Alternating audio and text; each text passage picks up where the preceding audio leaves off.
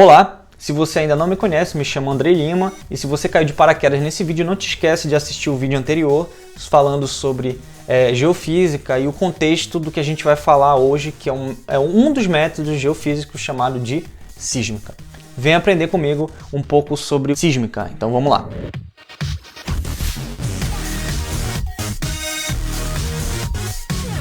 Para você estudar bem sísmica, você precisa entender o que a gente chama de experimento sísmico.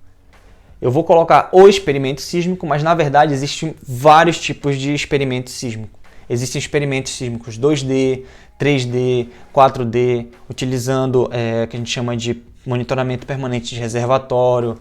Existem também o que a gente chama de VSP, que é Vertical Seismic Profile, que basicamente é você explodir uma fonte na superfície e medir a onda num poço.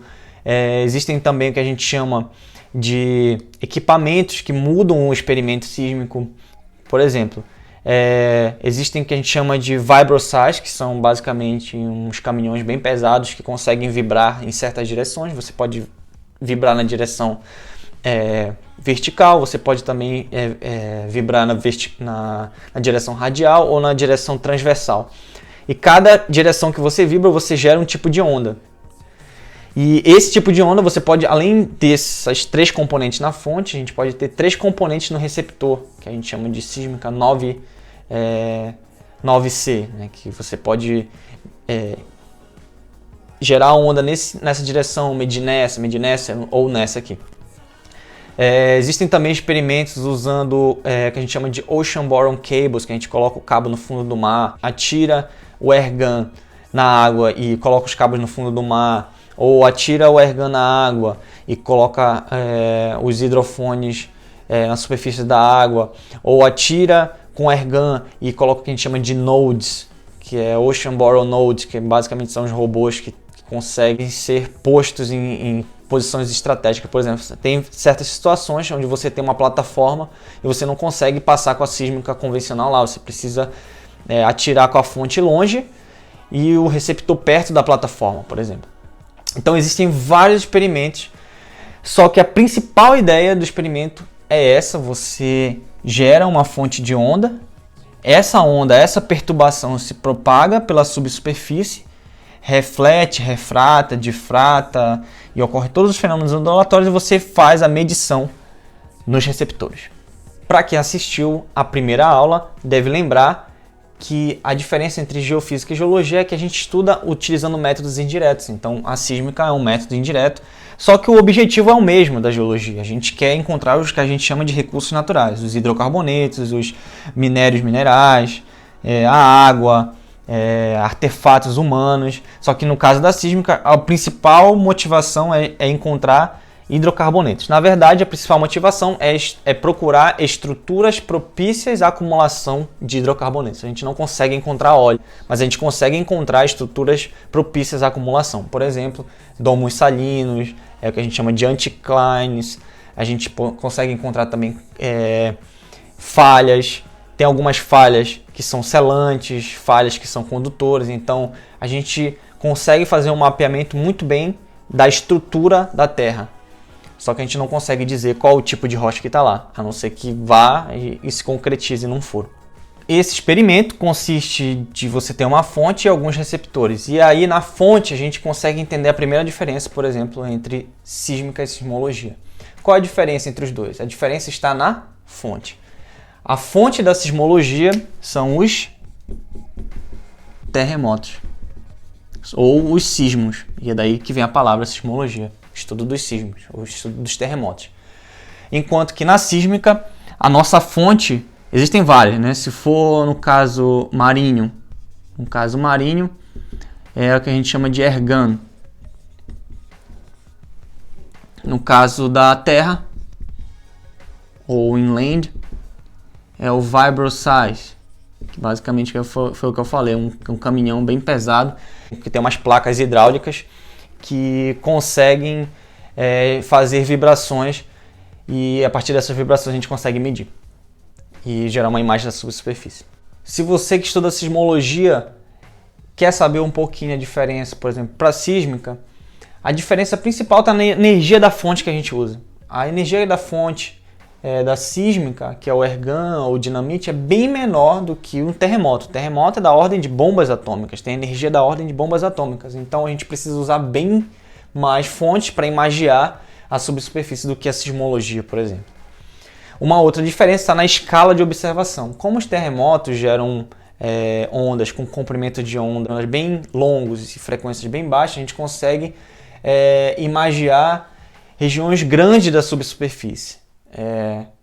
Como a frequência das ondas geradas por terremotos são baixas, a atenuação é bem baixa se comparado com a sísmica. E é essa baixa atenuação, esse poder de um terremoto gerar uma onda de um lado do planeta e ser medido do outro lado do planeta, foi uma das principais contribuições da sismologia para o estudo, por exemplo, das tectônicas de placas, ou então no estudo da descoberta do núcleo da Terra. Foi a partir da sismologia que a gente descobriu que o núcleo externo da Terra, que o núcleo pode ser dividido em núcleo interno e externo. O núcleo externo é líquido, a partir das diferenças de velocidade, no contraste de velocidade, a gente conseguiu perceber que a Terra era dividida em certas camadas. Como foi que descobriu? A onda gerada a partir de um terremoto, além de gerar ondas que a gente vai ver mais na frente, ondas primárias, elas geram ondas secundárias, ondas S. E a gente vai ver que ondas S não se propagam em líquidos. Então, o que acontecia? Em certos receptores, a gente conseguia detectar a onda S, mas em outros não. E a partir dessa que a gente chama zona de sombra da onda S, a gente conseguiu perceber que o núcleo externo era líquido. Então essa é uma das contribuições, existem várias da sismologia para o nosso dia a dia. Essa história da fonte é uma limitação da sísmica. Uma outra limitação da sísmica é a quantidade de receptor que a gente precisa colocar. E aí vem uma das ideias assim, que muita gente não percebe, mas o campo que a gente gera, ele é contínuo, só que a gente registra ele de uma forma espaçada, tanto em espaço quanto em tempo. A gente amostra o campo, a gente não mede o campo continuamente. Por quê? A gente tem problemas ambientais, às vezes não dá para colocar receptor em todos os lugares. A gente não pode colocar, por exemplo, em vários lugares numa floresta. É difícil o acesso e você não vai poder colocar geofones em todos os lugares. Então, além do custo computacional, que quanto mais dados você tem, mais receptores você tem, mais dados serão registrados e vai ser bem mais caro para processar esse dado.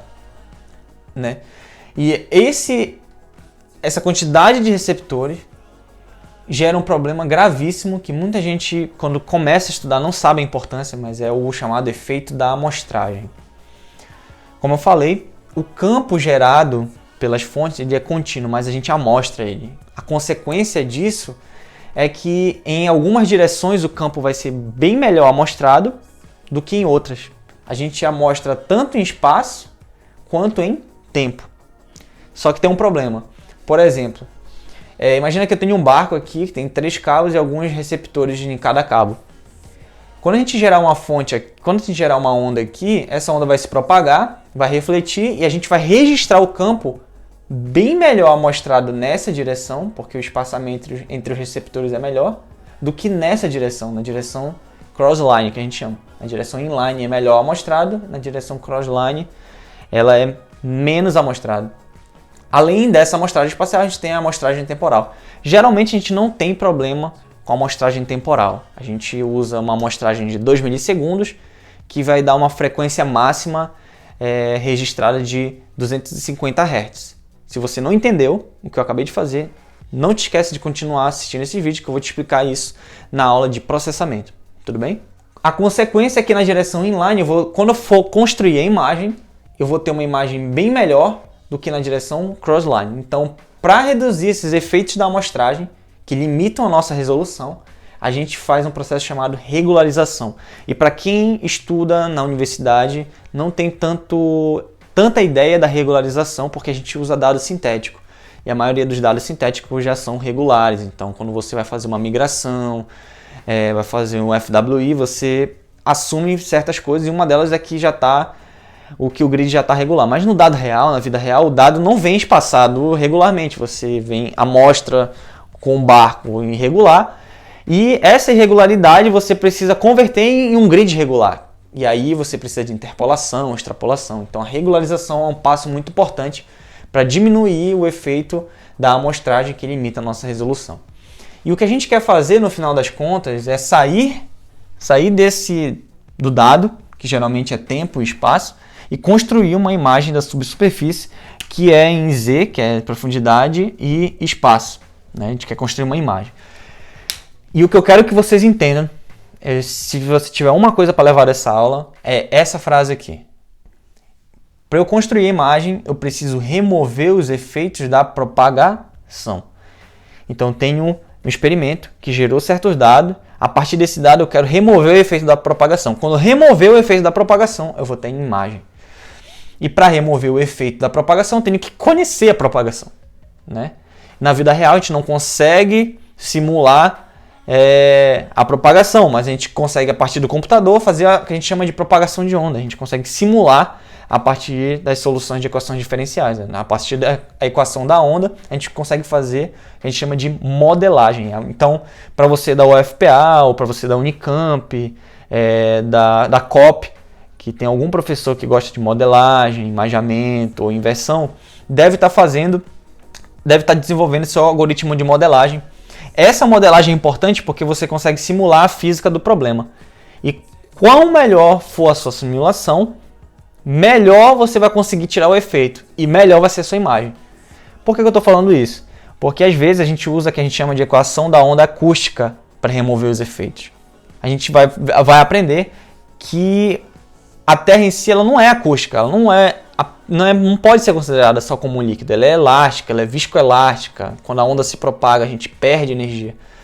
E os pressupostos da equação acústica não permitem que a gente perca energia. Então, se você já usar uma equação elástica, já é melhor. Se você conseguir modelar a equação viscoelástica, é melhor ainda. Então, quanto melhor você aprender a simular, melhor você simular física a partir da equação de ondas, né? Pode ser até mesmo em meios fraturados. Você consegue, que a gente fala de remover, que a gente chama de remover o efeito da propagação.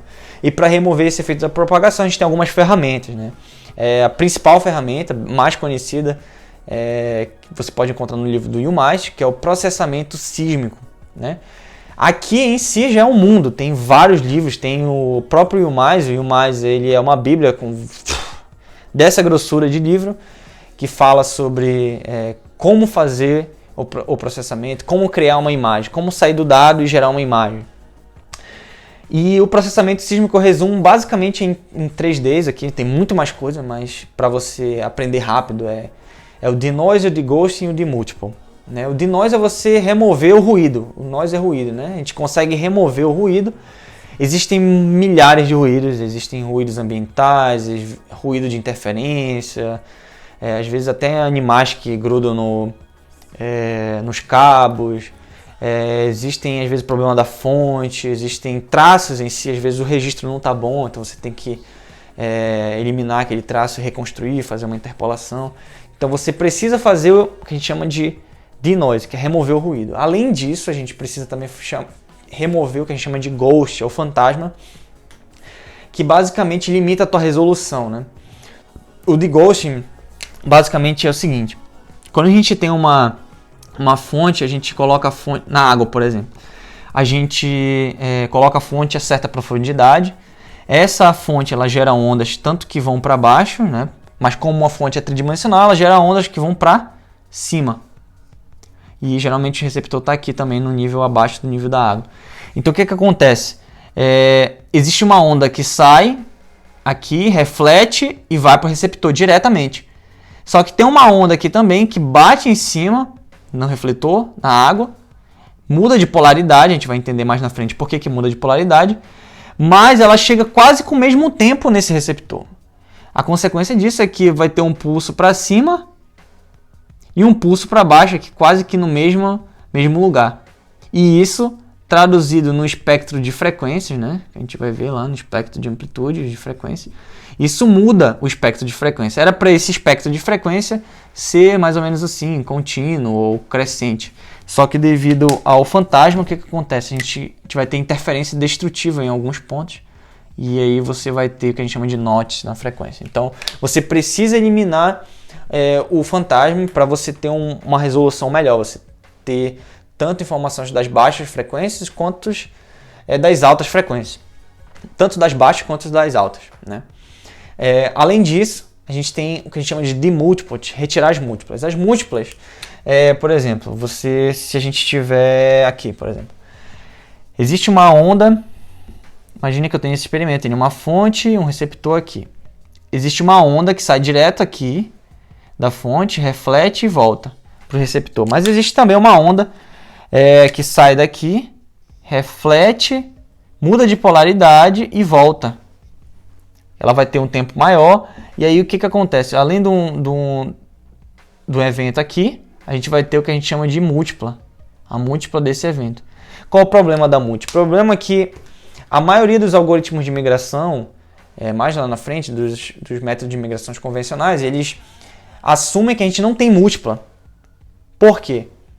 A múltipla é um evento falso, que consequentemente pode gerar uma falsa geologia. Então quando você vai criar uma imagem, você não quer contaminar essa imagem com múltiplas, então você faz de tudo para remover. Então esses são os 3 principais passos do processamento sísmico. Existem outros também, mas eu coloquei como os principais aqui.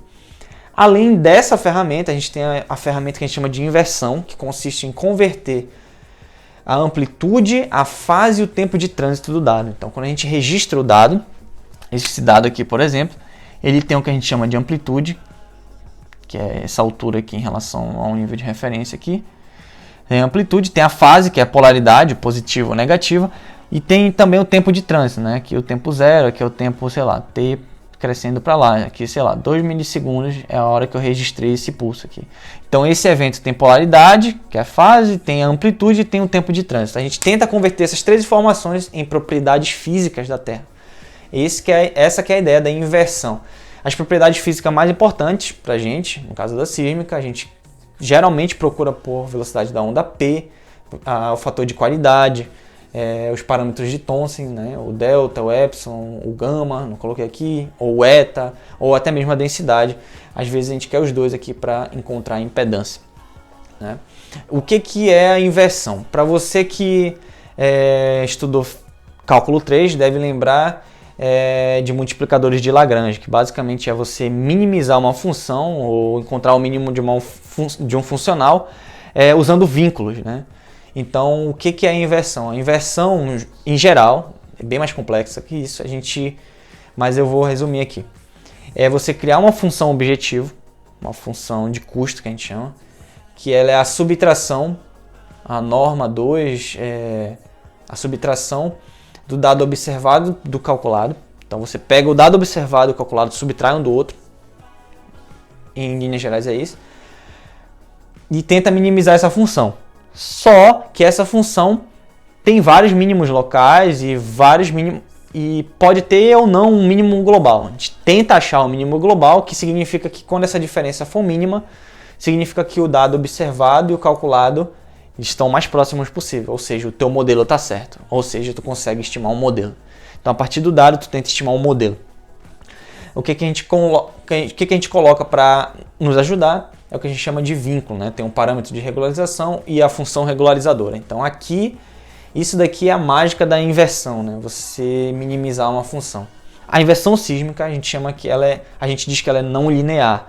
Ou seja, quando a gente muda um pouquinho os parâmetros, o dado não muda um pouquinho. Ele muda, sei lá, ao quadrado ou ao triplo. Ele não é linear, não é uma relação linear. Se você dobrar os parâmetros, dobra o valor do dado. Não é linear. Então, como o problema é não linear, a inversão também dita não linear. E qual é o problema disso? É que é mais difícil de inverter.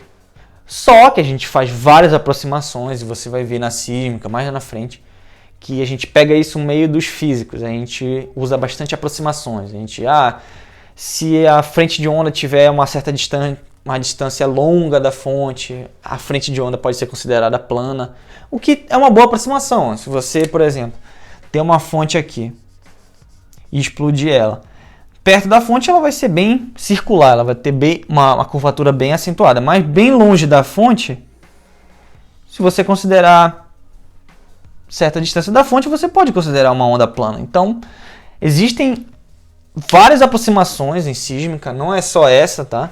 Existem outras também, que te ajudam a interpretar o problema e te ajudam a encontrar a solução de um problema, tá? Então fica ligado nas aproximações. Geralmente, quando a gente está falando de modelagem, imaginamento, tem muita aproximação. Inversão, então, tem muita.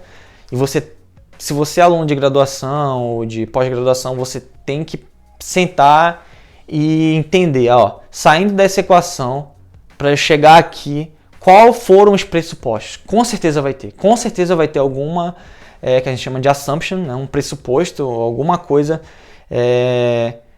que está implícita lá na conta, às vezes de uma equação para outra, está implícita, que você precisa entender, que são os pressupostos.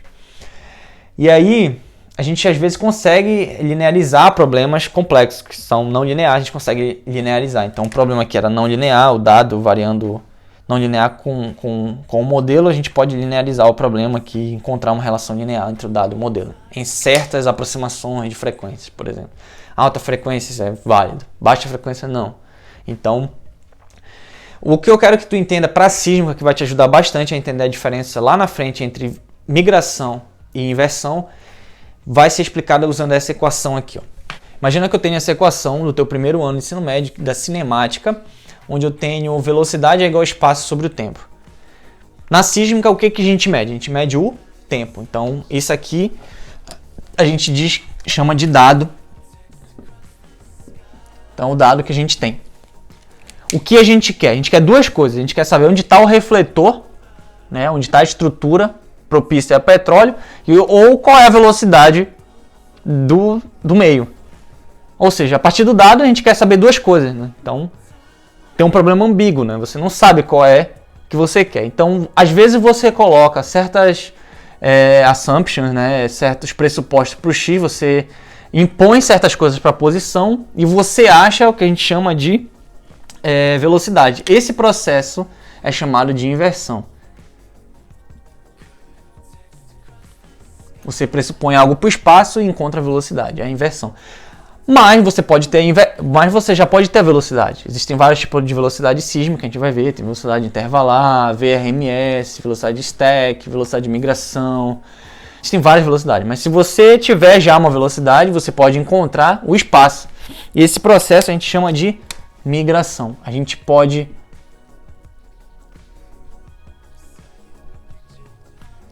a partir da velocidade com dado, a gente pode migrar, saber a localização do refletor. Qual é o problema disso? O problema é que, imagina a seguinte situação, imagina que eu tenho aqui um experimento que a gente chama de zero offset, né, de afastamento nulo, onde eu tenho uma fonte na superfície, receptor aqui também, e eu quero saber o tempo de trânsito que levou para sair daqui da fonte, bater no refletor e voltar. Então, a gente sabe que a velocidade é o espaço, então 2 vezes o D aqui, dividido pelo tempo de trânsito, certo? Nesse caso. Só que nesse caso aqui, por exemplo, eu vou ter velocidade, é o espaço da onda ir e voltar, então tem 2D para ir, 2D para voltar, então é 4D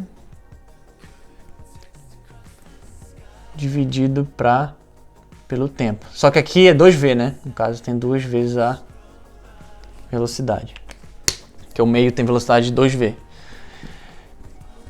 E a partir disso, você percebe que esse tempo de trânsito é igual a esse tempo de trânsito aqui. Ou seja, eu tenho o que a gente chama de ambiguidade, porque para meios diferentes, com espessura e velocidade diferentes, eu posso ter o mesmo tempo de trânsito.